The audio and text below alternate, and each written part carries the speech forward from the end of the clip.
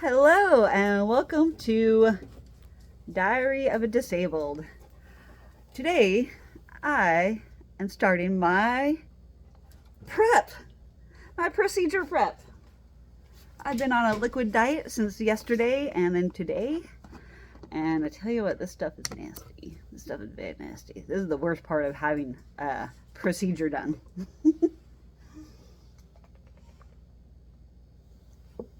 And I'm getting quite the late start. I went to the coast with my mom last night, and then we got a room halfway in between the coast and our home, and it was quite a nice stay. I had a good time. I got to see my aunt yesterday. Stormy and I played down on the beach, and yeah, didn't really win any money at the casino. I tried, but I really only spent 40 bucks this morning, and it went like that. I'm just not a lucky person. I don't win like that. I need to change this camera angle. Hold on. There we go. That looks a little bit better. So, I had a good time with the fam. I see my cousin. I didn't get to see her daughter and her husband. Not boyfriend. I said boyfriend yesterday in the video, but it's really her husband. My cousin's daughter got married a year or so ago. And then I haven't even seen her since she moved back to Oregon with her now hubby. So I haven't really got to catch up with her yet. I play with my cousin's son on Call of Duty sometimes, and that's kind of fun. So, but I haven't played with him in a long time either, so I haven't got to communicate with my cousin's kids in a while. But I do love all my cousin's kids because I don't have any of my own, so I get to spoil all my cousin's kids instead.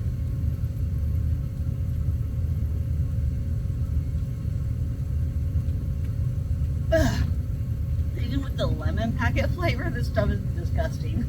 It's like salt water with an obscene amount of magnesium to make me clean out my intestines. We'll just put it like that. I think I know. I think you all know what I'm prepping for, and it's not going to be any fun. It's actually the worst part of the procedure is basically the days leading up to it, and that's doing the liquid. I was trying to get away with doing something other than the big jug of this stuff, and I know that they have some newer stuff these days that's a little bit more, or a lot more potent, and in a smaller quantity. But it's not really that easy on the stomach, and so with me having had COVID recently, they think I might have been on the dehydrated side, or it could be on the dehydrated side, so I'm sticking to this big old thing. Once again, this is like the fourth time I've had this procedure. I started off having to have endoscopies back in 2010 when I found out I had celiac disease, and that was the first time I went under for a procedure like this. But I'm so glad I did, because it really validated the celiac disease to the VA. And even then, they didn't want to diagnose the celiac. They were like fighting everything because they'd be like, you don't have that, it's IBS, it's IBS. And it's all because I was also fighting for my service connection disability for celiac, which they ultimately denied, which is a bunch of crock. It's a crock of BS, because just because it was like a month or two past, it was like, okay, so it was 1 year, 8 months after I got out of service, but I started having problems on my ship when I was eating a lot of gluten and a lot of drinking beer in port stops and stuff.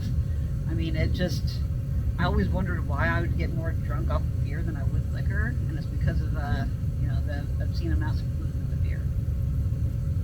But I used to get made fun of back in the day. My friends would be like, "Oh, you're such a cheap drunk. You get drunk off of one beer." Blah, blah. Like, it was a thing. So I tended to drink in excess anyway, just to prove a point. Be like, I can have my liquor, my beer, whatever.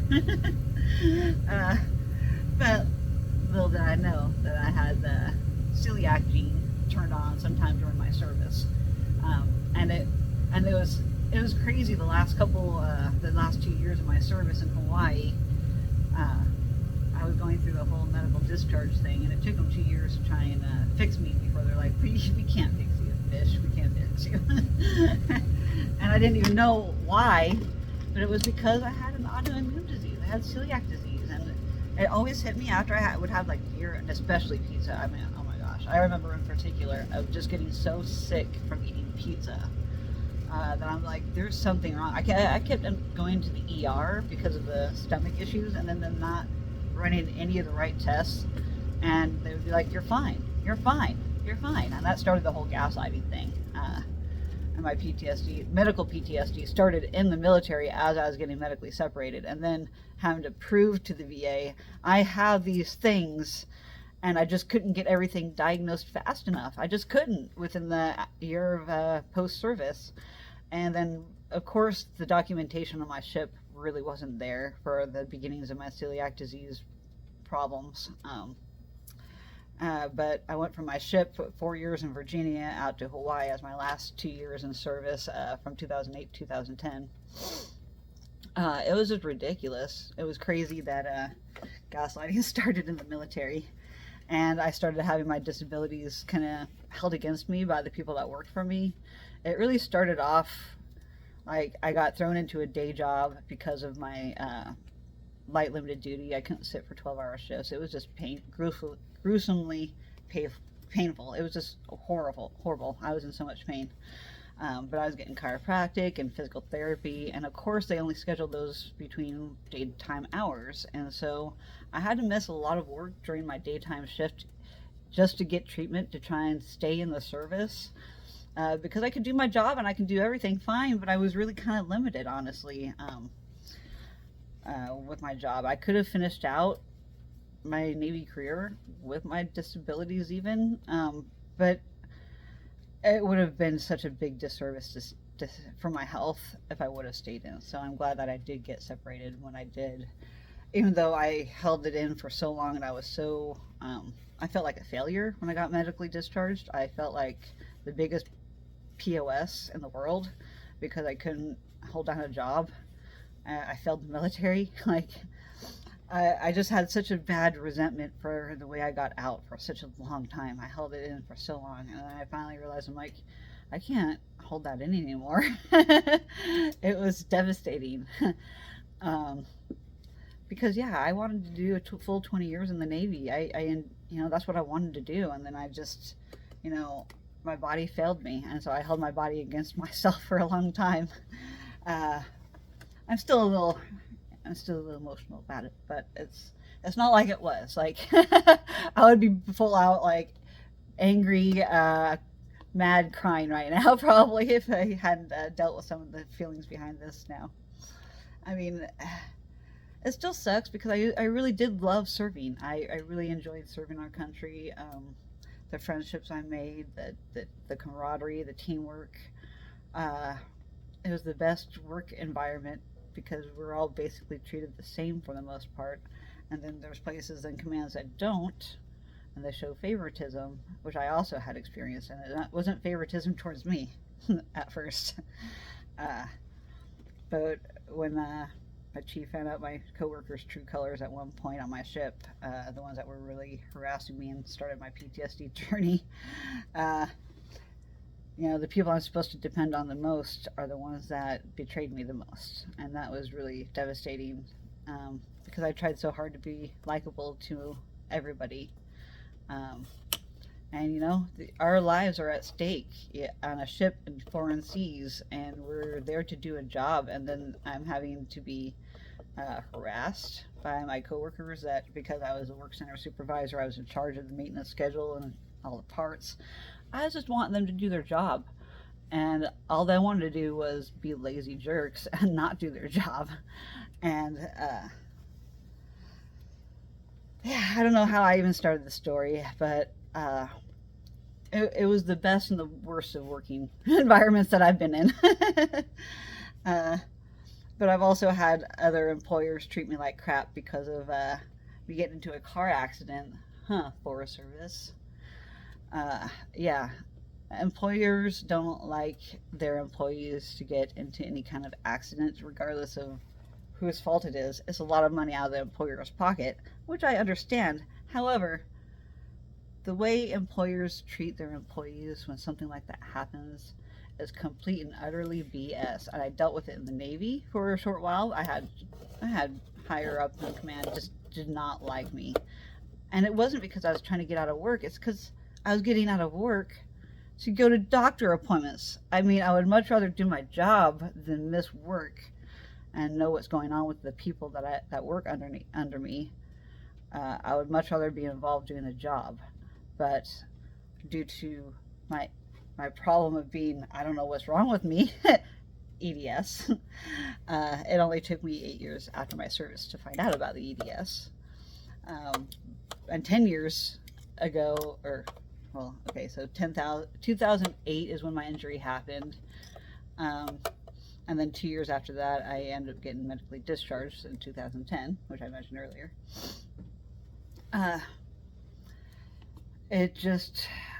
I loved my service. I enjoyed serving despite the higher ups treating me like crap. And then I had employees that worked below me, one in particular. I ended up winning over at the end, I think, because we hung out outside work. But that was because it was a whole work section thing. We all got invited. We all got a chance to go if we wanted to. And we rented a boat for a day through the MWR. We took that out to a sandbar. And I know, totally complete side story from what I was saying. So that's how I think I won them over, because I was like, I respected the people that worked for me, and I respected their opinion of me, and I wasn't wanting to be one of those leaders that says, do what I say, not as I do. And so since I got off work so much because of my medical appointments, which weren't ideal, I made a thing, as long as all my work was done. It was kind of like a don't ask, don't tell thing with the higher ups above me. I was an E6 at the time. So I had quite a bit of writing power. I had to write my own award even. I had to write evals. Technical writing is my forte. I know how to do it pretty well. So yeah, sorry about that. My pa came out and had to do some stuff, so I had to get a stud finder because I gotta hang some shelves up today.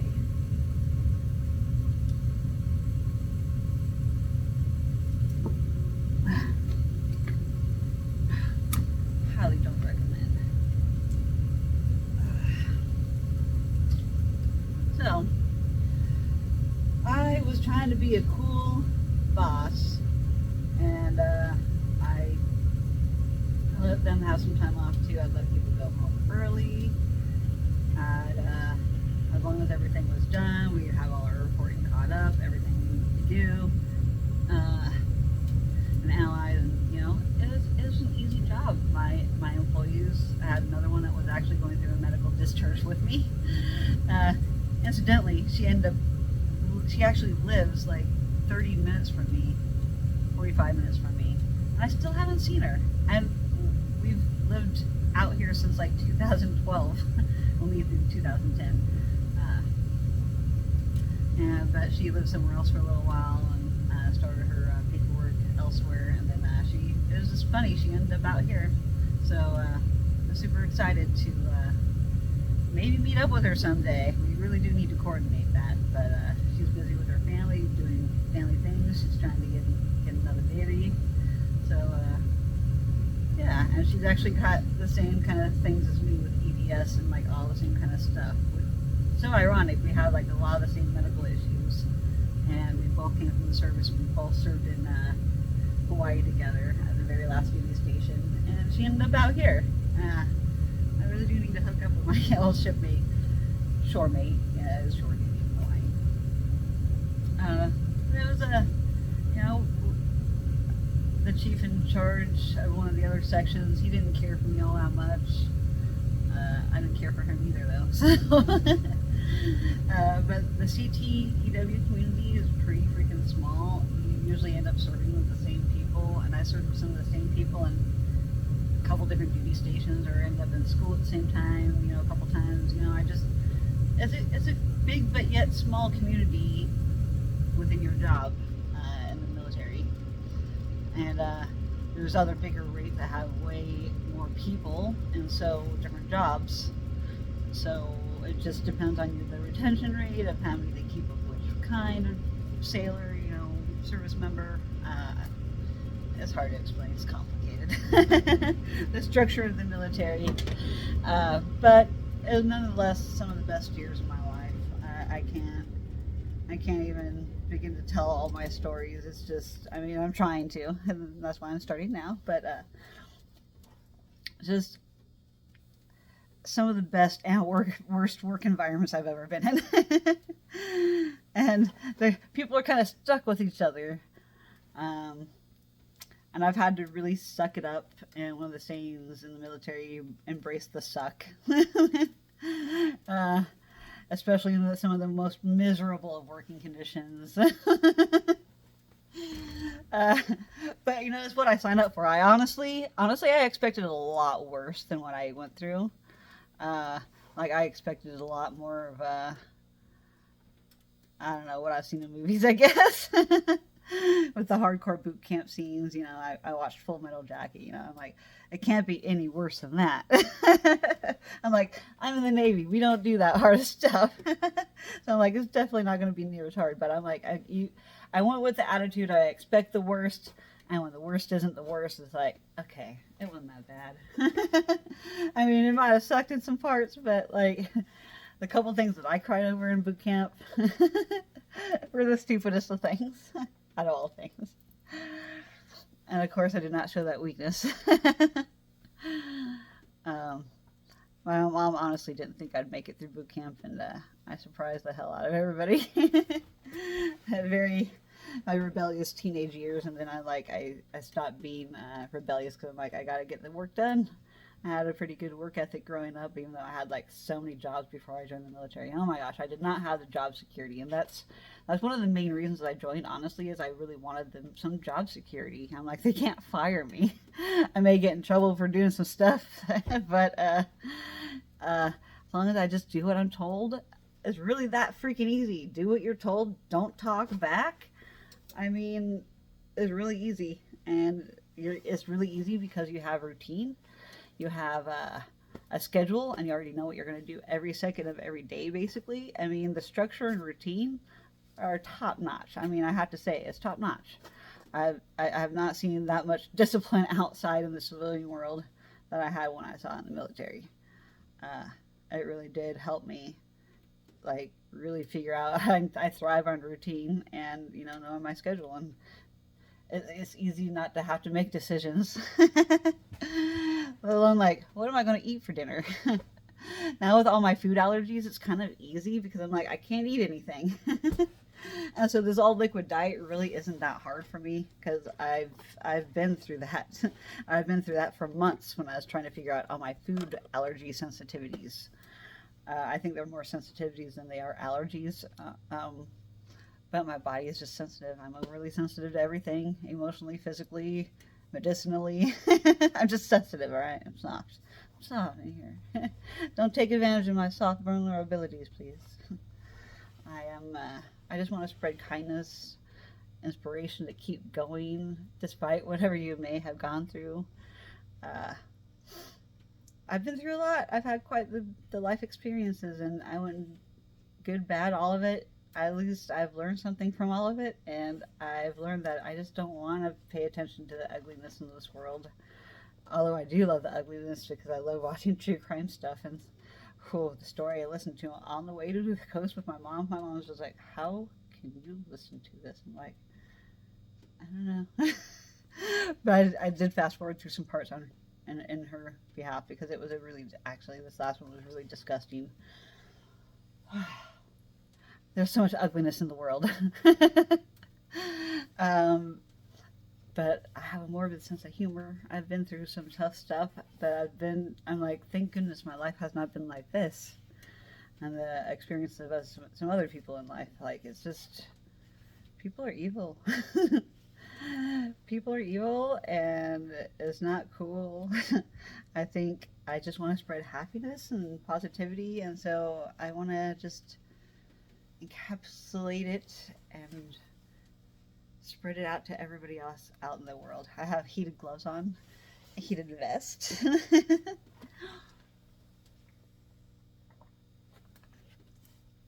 I have a hard time regulating my temperature. My body temperature is horrible. I get blood pooling, and not a great combo when you're stuck in bed most of the time.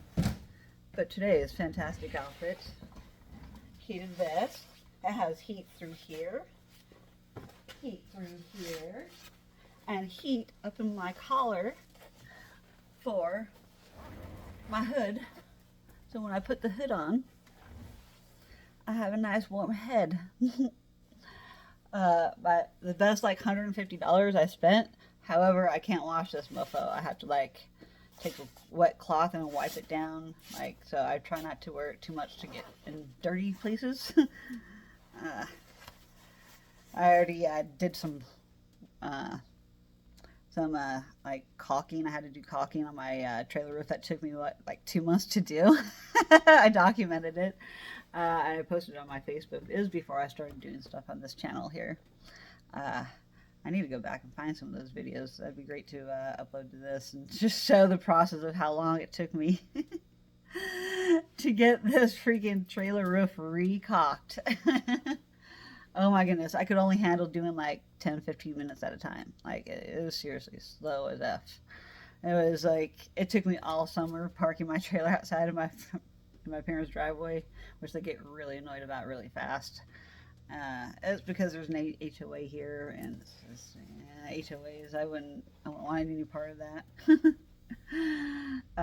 But it's always like, there's always like one person in every HOA I've ever heard of anybody being in. It's like, there's always this one person that's always just like, and I would not want to sit through that. I'd be like, zip it. Zip it. And get out of here.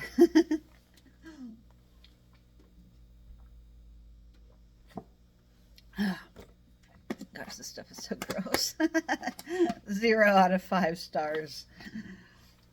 And let's just look how far I have to go. Man, this thing is like huge.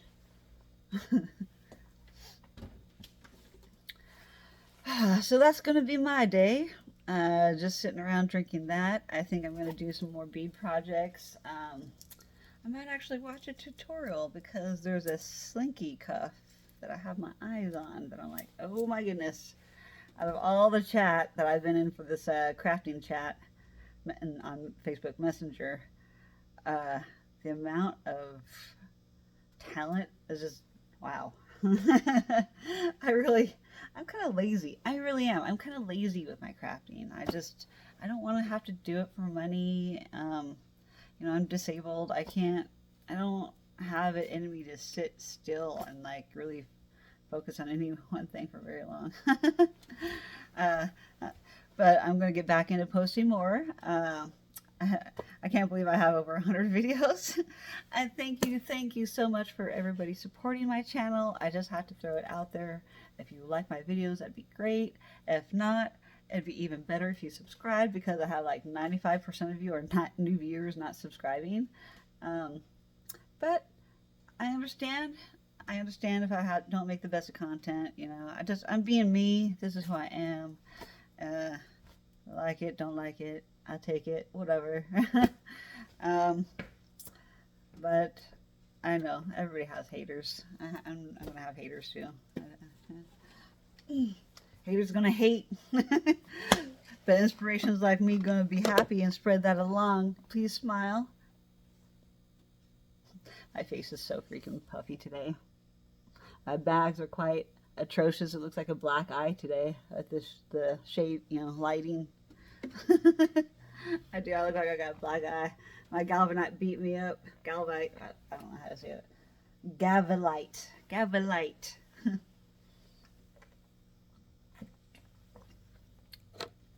This stuff is so gross. I'm probably going to say that every single time I take a drink and just think it like just, this stuff is gross. But all in the name of science, and medical science, I should say. about me in particular. Gosh, I'm not excited. I'm really not about this and having to just stay home all day. I mean, what am I saying? I'm home every day, all the time. That's just what I do. That's what I do. I just sit around and do the best I can. Be happy. Spread my love, inspiration to all of you. I hope y'all are having a great week. My week is going decent so far. I also have I'm so excited. Today I paid off my Camp EDC ticket to get in and camp out with my trailer. I have to save all my money. Like the only big purchase I'm making is my procedure tomorrow. $350. That's with my insurance coverage. I have to pay out of pocket. I really think I'm going to hit my deductible pretty freaking fast this year. Like, these expenses are killing me. These medical expenses are killing me. But you know what? I'm happy to have regular insurance. I'm glad to be paying for it because I'd be paying for it anyways, whether I'm using it or not. It's just the added expense of all these exams and stuff. But I'm happy to finally actually put back into the system for a while. You know, the VA I don't feel like is worth it. The stress and the medical gaslighting and everything that I've experienced with the VA medical, I'm happy to pay $350 to get this procedure done.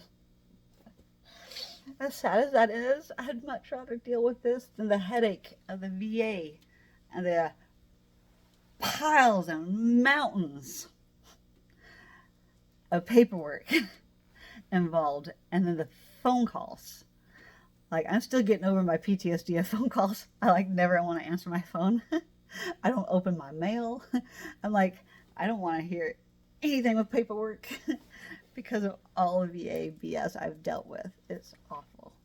Absolutely awful. And with my complicated and extensive medical diagnosis list, yeah. I'm too complicated for the VA. They don't deserve my kind in their place. Because I'm a very disgruntled veteran when I deal with the VA. Even though I eventually get what I want. Right now, I am fighting collections because, I don't know, this company doesn't want to deal with the VA's BS either.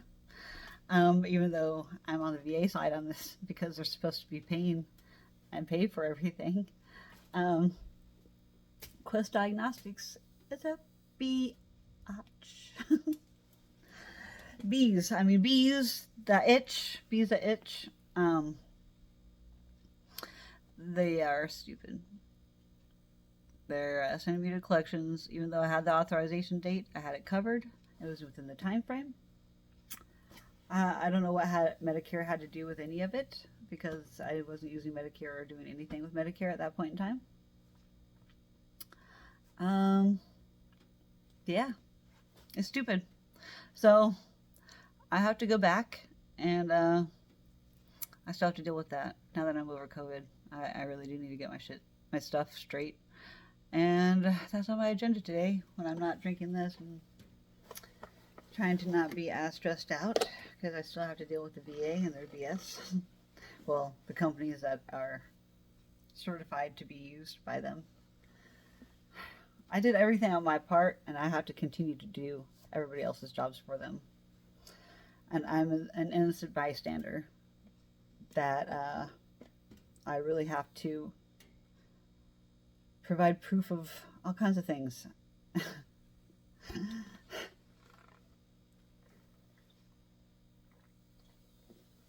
I'm quite angry about it still.